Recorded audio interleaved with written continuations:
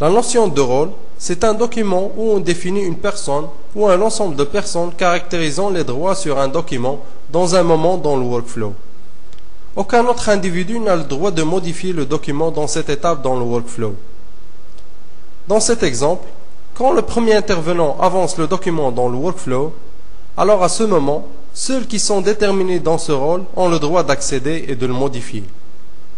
Et aucune autre personne ne peut l'accéder, même le premier intervenant.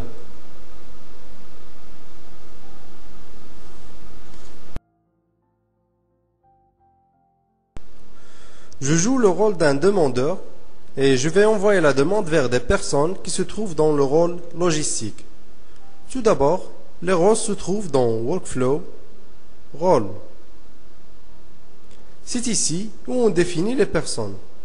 Pour ajouter une personne dans un rôle, je prends l'exemple de logistique, je l'ouvre et je clique sur le bouton Modifier et je vais ajouter la personne dans la zone Members.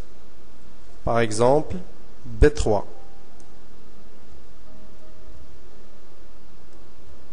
J'enregistre et je quitte. Je fasse une mise à jour pour prendre en considération les dernières modifications. Maintenant, je viens d'ajouter la personne B3 dans le rôle logistique. Et pour vérifier, j'accède à la liste des contrôles d'accès, la LCA, fichier base de documents, contrôle d'accès. Vous voyez ici les personnes avec leurs droits définis. Voici B3 qu'on vient d'ajouter, avec le rôle logistique est coché. Je vais créer maintenant une demande et je vais l'avancer dans le workflow.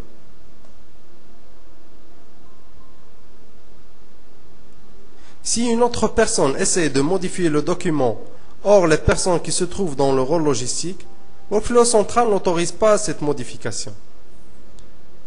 Je vais m'authentifier en tant que A1. Maintenant, je suis A1 et je vais essayer de modifier le document.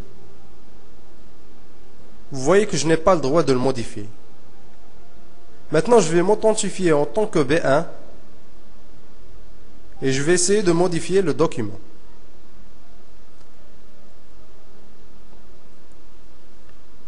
Maintenant, Workflow Central m'a donné l'autorisation de le modifier.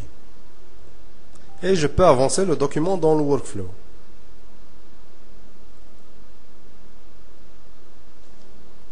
La question qui nous reste est comment Workflow Central sait-il que le rôle logistique qui a le droit de modifier le document dans cette étape?